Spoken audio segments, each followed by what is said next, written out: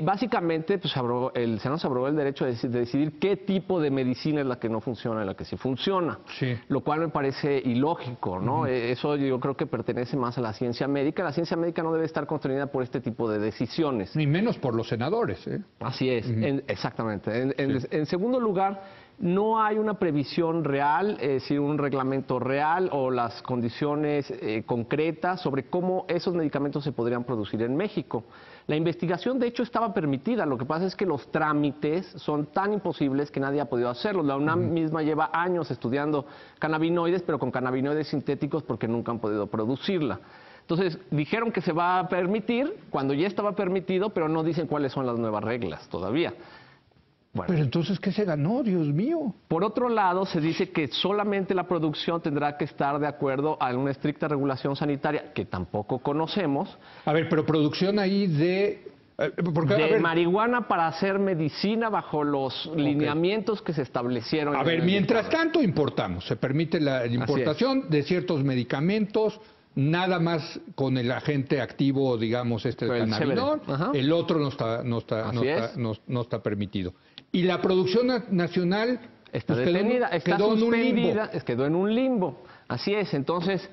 ¿A quién beneficia esto? Bueno, pues a empresas en el extranjero, pero además en términos de... Y al crimen organizado, hombre. Bueno, por supuesto, esa es la parte que ni siquiera tocaron. Sí, claro. Digamos que sacaron del dictamen originalmente. Pero incluso te digo, para un paciente de cáncer que quiera fumarse un cigarro de marihuana porque es bueno para la salud, va a tener que recurrir al mercado ilegal. Así es, como así ha sido y seguirá sucediendo mientras los legisladores no se den cuenta o realmente encaren el tema de manera seria, frontal, racional. Es decir, por ejemplo, la propuesta original del presidente, que era una suerte de sí, pero no, los legisladores lo que hicieron fue decir, bueno, dejemos de fuera el sí y veamos cómo es el no. Eso es lo que sucedió. O sea, si de por sí venía blandengue, descafeinada, la propuesta del presidente Peña Nieto, estos le dejaron un vaso de agua, o sea, le quitaron... Le quitaron muchas cosas y lo peor de todo es que, desde mi punto de vista, en términos de estas regulaciones nuevas que debería de haber para ver cómo se produce y eso,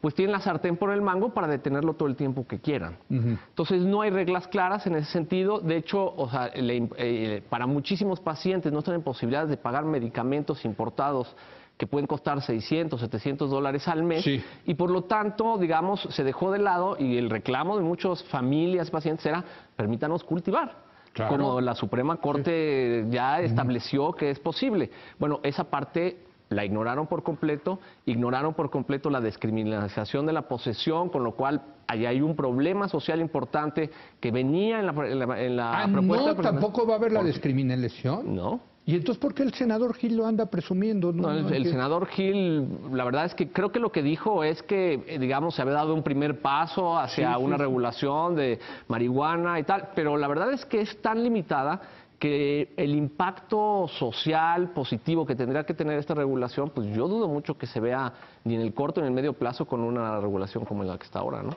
Me quedo con la impresión de que es como, a ver, como... Que se les resbaló el bulto, ¿no? A los senadores. A ver, vamos, porque esto es importante que la gente lo entienda. Toda esta cuestión legislativa viene a raíz de una sentencia de la Suprema Corte de Justicia. Viene de varias partes. Viene en parte por la decisión presidencial de organizar unos foros de marihuana en los que hubo conclusiones muy concretas. Claro, pero a partir del amparo de SMART, ¿no? Ya estaba el amparo de SMART desde antes en trámite.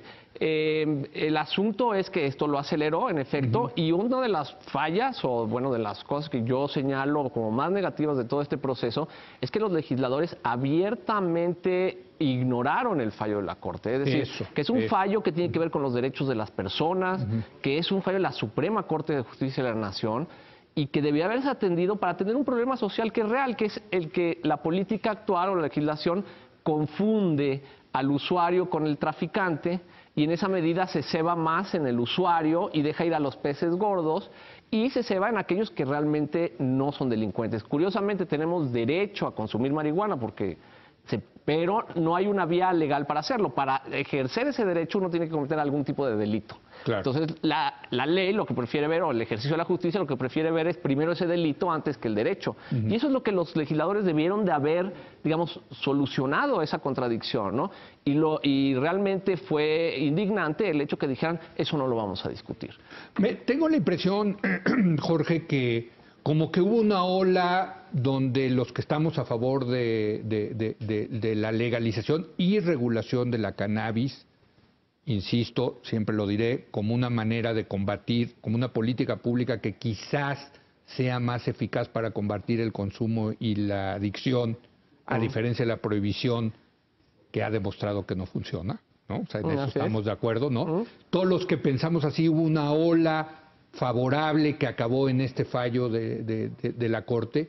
Pero desde entonces, Jorge, tengo la impresión de que hay una reacción conservadora. Absolutamente. Dentro del gobierno del Peña Nieto, porque entiendo que muchos han ido a pedir permisos a la COFEPRIS.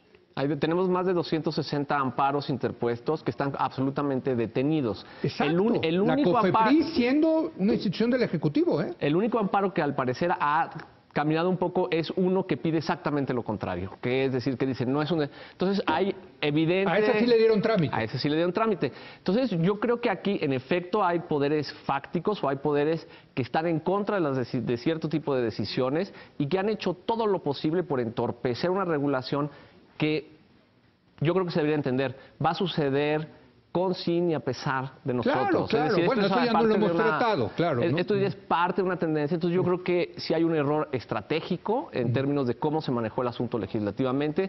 Me parece que el resultado que nos dan es un resultado que queda no lejos de las expectativas, sino lejísimos, que no va a tener un impacto social benéfico más que a una fracción muy, muy pequeña, y aquellas farmacéuticas o empresas que en su momento puedan invertir la cantidad de dinero necesaria para producir estos medicamentos, y deja de lado al usuario, al cultivo privado sin fines de comercio, a los derechos de las personas. Simplemente lo ignoraron. Entonces, pues en ese sentido yo no puedo estar de acuerdo. Me parece que es una batalla que otra vez recomienza.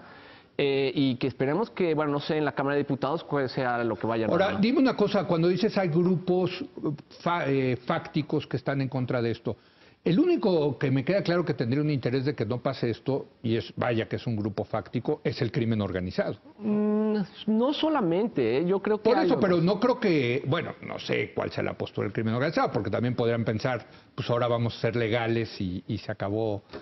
Bueno, esto, ¿no? que la verdad es que no es una mala opción, en cierto sentido que es mejor que pase una actividad regulada en donde se les pueda fiscalizar, en donde pagan impuestos, muchos de los productores ilegales de alcohol durante la prohibición en Estados Unidos, cuando pasaron a ser legales. Pasaron a ser legales y se acabó, ¿no? O sea, se acabó. Otros se fueron a otros negocios, pero muchos sí pasaron a ser... ¿no? Yo creo que hay un trasfondo moral y un cálculo político. De grupos. ¿Qué más que otros grupos? Es lo que te iba a preguntar. Mira, yo creo que hay intereses... ¿ideológicos? Digamos, desde presupuestos en cuestiones de seguridad.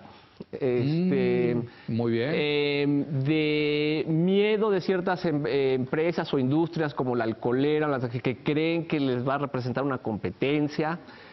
Yo creo que hay además un componente moralino muy importante y que explota el miedo como una política, digamos, redituable para esos intereses, y que fundamentalmente está en contra de la libertad de las personas, que piensa que todo uso es abuso, es decir, que cree que no somos capaces de regularnos a nosotros mismos. Que no somos ni como adultos, personas. Entonces que papá gobierno nos tiene que prohibir estas cosas.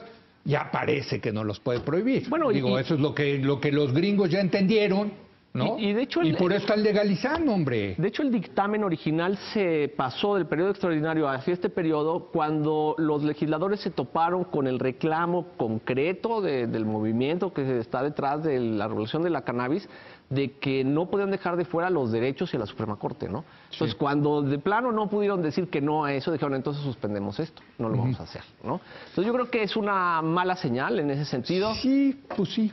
Sí. Ahora, de senadores que votaron en contra, incluso los más de izquierda, supuestamente, bueno, los de Morena. Y yo creo que la senadora más activa, más razonable, realmente la que estuvimos más cerca, que es la senadora Marta Tagle, ella votó en contra al considerar que era una mera simulación el dictamen, ¿no? Digamos, por una razón distinta probablemente a los que votaron en contra, por estar en contra de cualquier cosa que tenga ese nombre. Es que son muy conservadores. Lo que estamos viendo, Jorge, es que tenemos un Congreso muy conservador. A ver, se quejan de Donald Trump y en el fondo son igual o peores de conservadores, caray. Bueno, eso no lo dije yo, pero lo suscribo. Lo suscribes, qué bueno. En estos temas, ojo, estamos hablando de los temas como el tema de la legalización de las drogas. Y por cierto, es que no han entendido lo que va a significar California, Jorge. Bueno, la legalización de la marihuana recreativa lúdica en un estado que hace frontera con México. Yo creo que hay un doble rasero aquí de ellos, ¿no? Porque muchas veces estos senadores han ido a Europa, han visto cómo en Europa se consume el hashish de manera normal, que no hay ningún problema, y allá sí es permitido, pero nosotros pareciera ser que no podemos hacer eso, que somos unos menores de edad en ese sentido, ¿no? Yo creo que es insultante en ese sentido. Yo he oído ese tipo de argumentos de no estamos preparados. Yo creo que estamos peor preparados para enfrentar el crecimiento del crimen organizado y darle incentivos al crimen organizado. Y por lo tanto me parece que el dictamen en este sentido fue una manera nada más de taparle el ojo al macho, de decir esto ya lo sacamos, ya no es nuestra responsabilidad. Sin embargo, también creo que en nuestra sociedad la presencia de la marihuana es cotidiana, ha estado ahí históricamente. Y los que se han quedado atrás es la clase política, no la sociedad. Yo creo que la sociedad, la discusión dentro de la sociedad, lo que sucede dentro de la sociedad, lo que está pasando, pues está mucho más adelante de lo que nuestras autoridades están respondiendo, ¿no? Me recuerda, creo que era la novela de Stendhal de Rojo y Negro, que decía que los jacobinos que se pasaban insultando a la iglesia en el Congreso, en la Asamblea Nacional, salían corriendo después a persinarse a la misa, y a confesarse a la iglesia, ¿no? O sea, sí, hay una suerte de doble rasero. Sí, y lamentablemente se perdió en ese sentido una oportunidad y al mismo tiempo la puerta se mantuvo abierta. Sí. Entonces, afortunadamente, una de las cosas que cambió en el dictamen es que querían pasar el uso no médico de la marihuana de un régimen administrativo como está ahora a uno penal. No, bueno. Con lo cual, no solamente contradecían lo que han dicho todo el tiempo, que es no hay que criminalizar al usuario, que es a lo que se negaron a discutir, sino que, pero ese era un movimiento que estaba pensado para para desestimar el fallo de la Suprema Corte, porque el fallo de la Suprema Corte es sobre un procedimiento administrativo de una medida. Entonces, hubo intentos por ese lado, logramos hasta cierto punto frenarlos. Digamos que en ese caso fue un empate, pero realmente el avance como tal yo no lo veo. Fundamentalmente que veamos un beneficio público como debería de existir una regulación de marihuana, ¿no? Pues hay que seguir dando la batalla. Pues sí, no a favor de la marihuana, a favor de un cambio en las políticas públicas. Yo diría que a favor del respeto de las decisiones de la gente, mientras no afecte a terceros, es decir, de las libertades y de las garantías. Yo creo que eso está en juego. Se ha muerto por un sobreconsumo de marihuana hasta hoy en día. En cambio del alcohol, que es legal, mueren cuántos.